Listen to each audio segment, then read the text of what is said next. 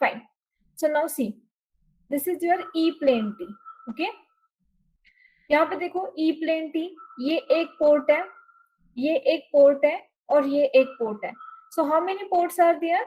3 port. Okay. Now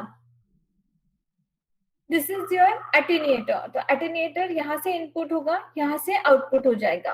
this is match termination. तो यहाँ पे सिर्फ आपको सिग्नल मिलेगा, यहाँ पे बंद हो जाएगा. Okay. This is magic T. तो मैजिक टी में देखो, ये एक पोर्ट है, ये एक पोर्ट है, ये एक पोर्ट है और यहाँ पीछे एक पोर्ट है. So it is a 4 port device. Circulator is a 3 port device.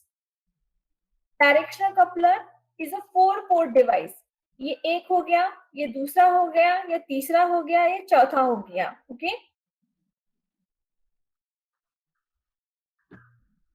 Now I am opening the same devices in 3D. Right. So this is your T, अगर आपको याद रहेगा. ओके. अब ये जो ट्री है आपको 3D व्यू में अगर देखना है तो यहाँ पे आप एक इनपुट दोगे. So this and this is a collinear. Okay. Fine. And this is a E plane T. अब H plane T में क्या होगा, कौन बताएगा? What is going to happen with H plane T? आपको horizontal एक लगाना पड़ेगा.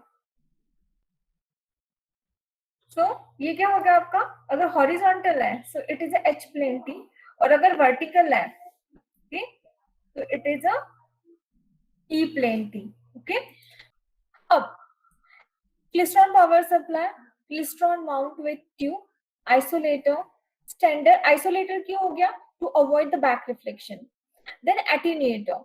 एटेन्यूएटर क्योंकि जब आइसोलेटर से सिग्नल निकलता है तो आपको उसका जो एम्पलीट्यूड है आपके सिग्नल का वो वैरी करने के लिए एटेन्यूएटर है.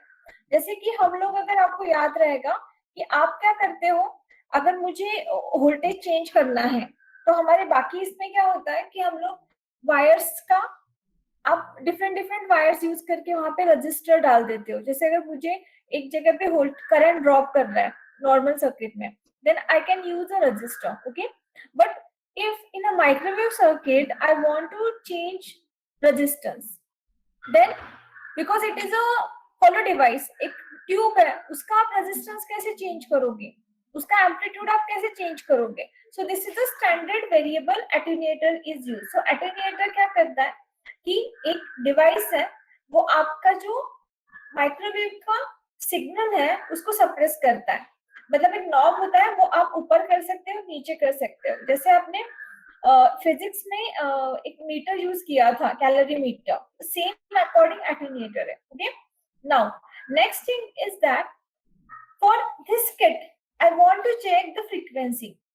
So the change of frequency, अगर नॉर्मल सर्किट है नेटवर्क थ्योरी का, जहाँ पे रजिस्टर्स है, कैपेसिटर है, इंडक्टर है, तो हम लोग क्या करते थे, सर्किट कट करते थे, डायरेक्टली वायर्स हम हाथ में लेके डीएमएम से फ्रीक्वेंसी चेक कर सकते हो. But we can't do this in a microwave. So for this reason we want to use frequency meter. So frequency meter is nothing but a cylindrical resonator which is going to resonate on the frequency of a signal. Okay. Then this is a device under test. उसके बाद आपको जो device यहाँ पे लगाना है, मतलब if you want to check a E plane T, you can connect here. If you want to check H plane T, you can connect here. If you want to check magic T, आप यहाँ पे connect कर सकते हो. If you want to check directional coupler, आप यहाँ पे check कर सकते हो. तो this is DUT, means device under test. Okay. Now after this we want to connect slotted section. It is optional, connect करना है नहीं करना है आप कर सकते हो. मैच टर्मिनेशन, क्योंकि आपका जो भी डिवाइस है उसको आपको टर्मिनेशन में करना पड़ेगा, अदरवाइज रिफ्लेक्टेड होगा. Then tunable port and SWR meter. Okay. Now for all the measurements, अब ये क्या हो गया, this is a microwave setup. Now in a microwave or in a system, if we are working in a system, so for a system हम क्या क्या parameters measure करते हैं? This is frequency meter. So frequency meter पे I can get directly the answer for a frequency measurement. Okay, now second device I am having a SWR. So for SWR मुझे directly यहाँ पे SWR means standing wave ratio and power का reading आने वाला है. Okay, so in a transmission line or in a communication system, when we are using some lines to transmit a signal in a communication system, lines are transmission line, coaxial cable, then microwave, fiber optics, or any medium. Those are transmitting your signal. So the first and very important is a ZO. This is a characteristic impedance, because characteristic impedance is very important when you are connecting one transmission line to your product, मतलब जो भी आपकी components हैं और components to your transmission line. If this is not perfectly matched, then there is a back reflection is there. Okay, so ZO determines the relation between voltage and current wave. This is very important because resistance is equal to V divided by I, or V voltage is equal to IR. That way, if impedance अगर आपको पता है, that means आपको voltage और current का relationship भी पता है. हमेशा याद रखो ये, क्योंकि that's why impedance is important, not admittance. Okay. Now Z0 is a function of physical dimensions and your आपका जो भी medium है. Okay.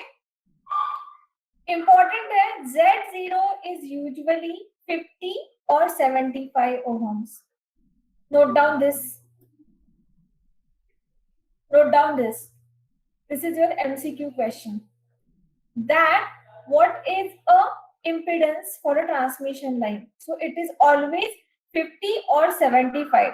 इसीलिए अगर आपको याद रहेगा, आपका जो CRO है, फंक्शन जनरेटर है, उसका जो इम्पीडेंस है वो 50 और 75 के बीच में ही रहता है. Okay, so now tell me why this is 50 ohm or 75 ohm. So always remember that the maximum power transfer